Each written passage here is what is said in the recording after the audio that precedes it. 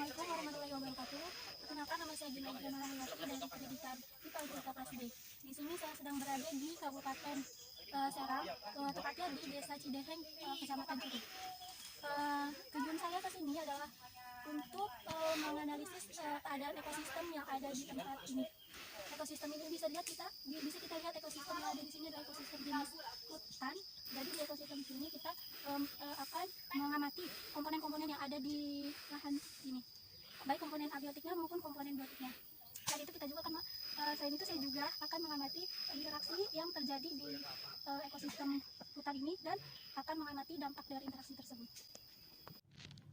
Jenis ekosistem yang saya pilih adalah ekosistem jenis hutan, di mana beberapa ciri-cirinya antara lain, yang pertama, hutan biasanya memiliki tingkat kelembaban yang tinggi. Selain itu, hutan juga memiliki tanah yang subur sehingga banyak tanaman yang tumbuh dengan baik di daerah perhutanan. Dalam hutan juga biasanya didominasi oleh tumbuhan yang besar dan tinggi. Selain itu, pada lantai hutan biasanya terdapat jenis-jenis tumbuhan bawah seperti bambu, palem kecil, rotan, paku-pakuan, dan lain-lain. Hutan juga memiliki luas lahan yang sangat luas dan memiliki vegetasi yang beragam. Berbagai tanaman dan hewan dapat hidup di dalam hutan. Hutan memiliki berbagai jenis makhluk hidup dalam jumlah banyak dan beragam, serta memiliki nilai sumber daya alam yang tinggi seperti air, cahaya, matahari, dan tanah. Langkah-langkah dalam mengamati kondisi ekosistem di lahan yang saya pilih adalah sebagai berikut. Yang pertama, pilih salah satu ekosistem di sekitar sebagai suatu area representatif pengamatan. Setelah itu, buat patok yang berukuran 20 x 20 meter. Kemudian yang kedua, amati kondisi ekosistem. Lakukan pengukuran faktor abiotik pada lingkungan tersebut. Yang ketiga, lakukan pengamatan komponen ekosistem yang ada pada area tersebut. Pilih 5 jenis vegetasi paling dominan pada area tersebut. Yang keempat, catat dan dokumentasikan kondisi ekosistem pada area yang Anda pilih. Temukan juga ketimpangan ekosistem yang ada pada area tersebut. Untuk langkah pertama yaitu saya akan membuat patok yang berukuran 20 x 20 meter. Untuk membuat patok ini saya menggunakan tali rafia sebagai batasnya. Saya mengukur adapun untuk mengukur lahannya sampai 20 x 20 meter saya menggunakan meteran biasa. Seperti yang Anda lihat, sekarang saya sedang mengukur lahan untuk penelitian, yaitu seluas 20 x 20 meter. Setelah diukur, barulah saya dapat menganalisis dan mengamati ekosistem apa saja yang ada pada lahan seluas 20 x 20 meter tersebut. Selain mengamati komponen ekosistem, baik komponen abiotik dan biotiknya, saya juga akan mengamati interaksi-interaksi apa saja yang terjadi pada lahan seluas 20 x 20 meter dan dampak dari adanya interaksi tersebut bagi makhluk hidup lainnya. Setelah saya mengamati, saya menemukan komponen abiotik yang ada pada lahan ini itu dalam kondisi stabil, baik itu suhu udaranya, intensitas cahayanya, kelembaban udara, pH tanah, dan kondisi curah hujan dan lain sebagainya. Karena ekosistem yang saya amati termasuk jenis ekosistem hutan, yang mana di dalamnya itu terdapat berbagai jenis tanaman, yang salah satunya jenis tanaman pangan seperti singkong, kelapa, pisang, dan lain sebagainya. Maka jelaslah bahwa komponen abiotik penyusun lahan tersebut adalah seperti tanah, cahaya matahari, dan air itu dalam kondisi yang stabil. Tanah yang subur, intensitas cahaya yang cukup, kelembapan udara yang stabil merupakan ciri-ciri yang ada dalam ekosistem hutan yang berfungsi dan berpengaruh pada pertumbuhan dan perkembangan tanaman di lahan tersebut. terutama pada tanaman pangan yang memerlukan tanah yang subur, intensitas cahaya yang cukup, dan curah hujan yang stabil. Adapun salah satu ciri-ciri tanah yang subur adalah di atas tanah tersebut dapat ditumbuhi berbagai macam tanaman. Maka dari itu dapat saya simpulkan bahwa kondisi tanah yang ada pada lahan, kondisi tanah di lahan ini itu termasuk kondisi yang subur. Karena kenapa? Karena terbukti di atasnya itu banyak ditanami tanaman-tanaman, dan tanaman itu dapat tumbuh dengan baik gitu. Selain itu, salah satu ciri tanah yang subur juga tanah tidak akan tidak mengeras apabila telah ditanami. Nah, seperti dapat kita lihat bahwa tanah ini tuh sangat gembur ya, dan tidak mengeras gitu. Padahal sebelumnya tanah ini telah digunakan untuk bercocok tanam. Untuk mengukur intensitas cahaya yang ada pada lahan ini, itu saya menggunakan aplikasi Lux yang ada pada HP atau Android, di mana hasilnya dapat kita lihat adalah sebagai berikut. Adapun mengenai keberagaman vegetasi di area yang saya amati, menurut pengamatan saya, dalam lahan tersebut terdapat vegetasi yang cukup beragam. Namun dalam lahan tersebut banyak didominasi oleh tanaman kelapa, singkong, dan tanaman bawah seperti rumput dan paku-pakuan. Selain itu, dalam lahan tersebut juga didominasi oleh tanaman bambu. Nah, peran singkong dan kelapa dalam ekosistem tersebut seperti yang kita ketahui adalah sebagai produsen atau penghasil makanan bagi makhluk hidup, terutama bagi manusia. Adapun peran bambu dalam hutan, salah satunya adalah bambu terbukti efektif dalam menstabilkan lereng dan mengendalikan erosi tanah. Dan tumbuhan paku yang biasa kita temukan di hutan-hutan juga ternyata memiliki peran penting dalam ekosistem hutan. Apa perannya? Yaitu untuk membantu tumbuhan tingkat tinggi dalam memproduksi oksigen. Jadi tumbuhan tinggi akan mudah memproduksi oksigen apabila di bawahnya itu banyak tanaman paku-pakuan. Nah, untuk konsumen dan detritivor, saya juga menemukan beberapa pada lahan ini. Salah satunya itu kupu-kupu yang perannya itu sebagai konsumen pertama, yang mana kupu-kupu ini akan menghisap nektar dari tanaman dan akan membantu dalam penyerbukan tanaman yang ia hisap tersebut.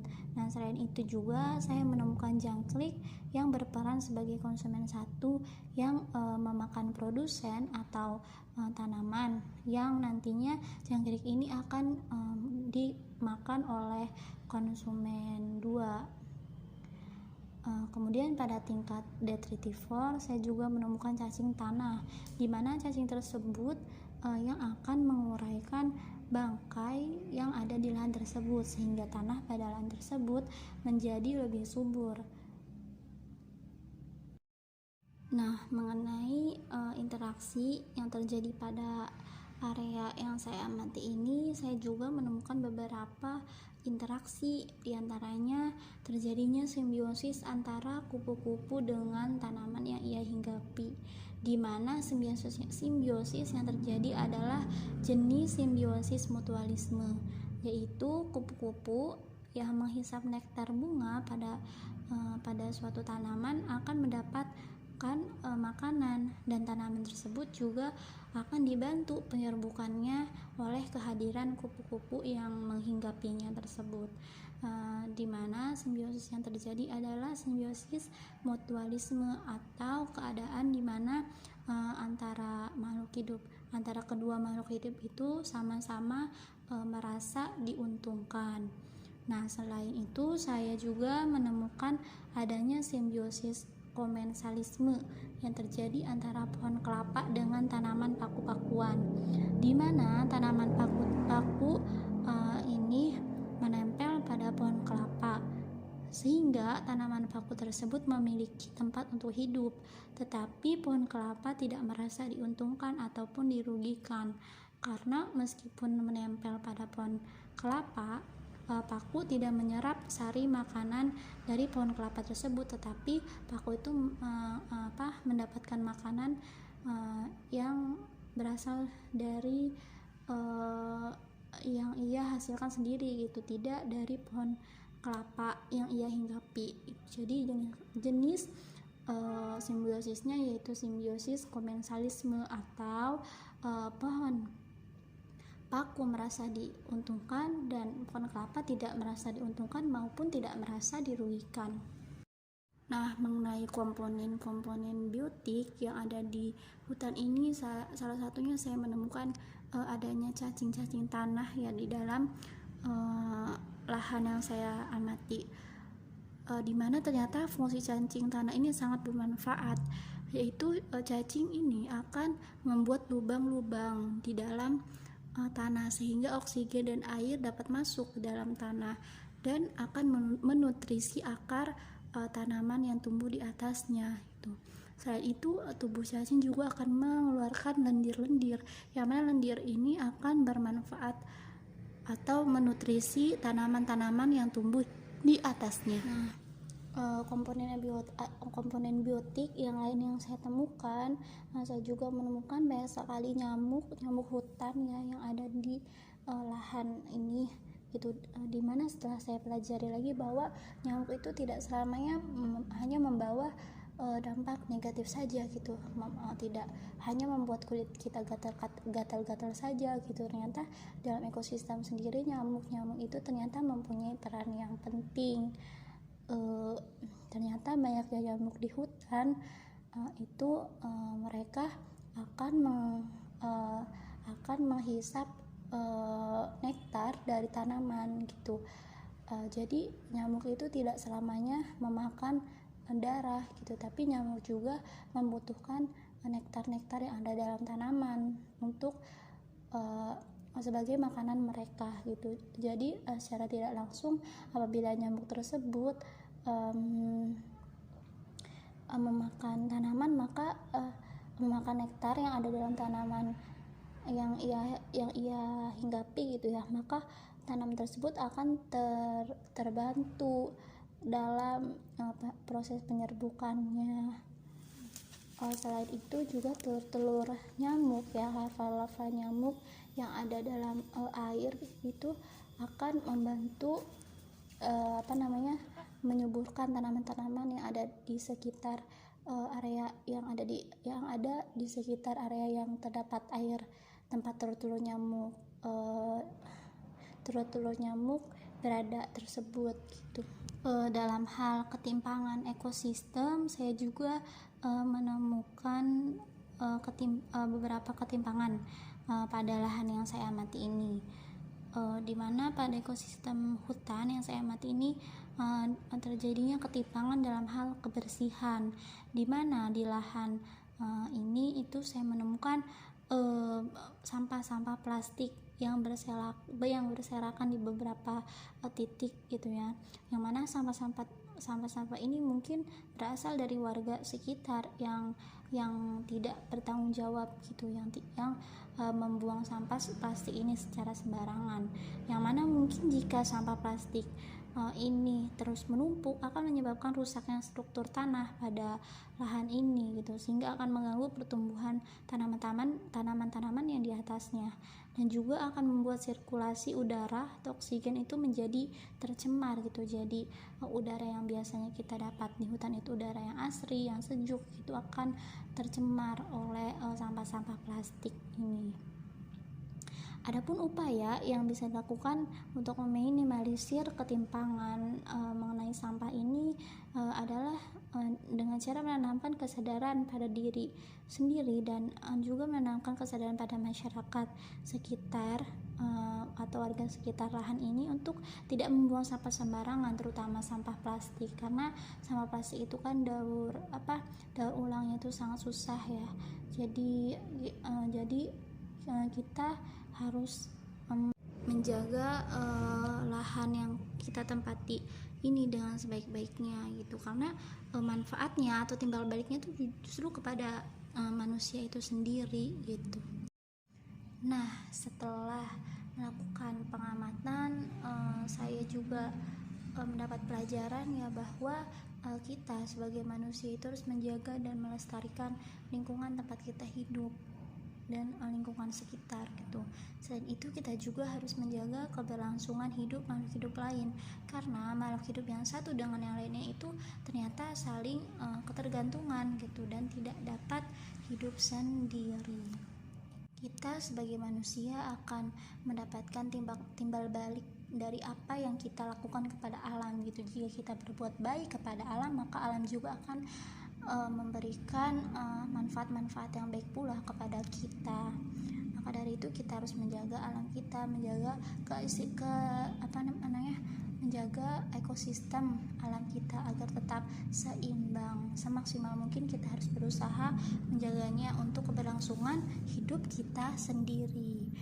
Mungkin penelitian yang dapat saya sampaikan hanya sampai di sini saja. Apabila ada banyak kekurangan, saya mohon maaf. Wabillahi taufiq wal hidayah. Wassalamualaikum warahmatullahi wabarakatuh.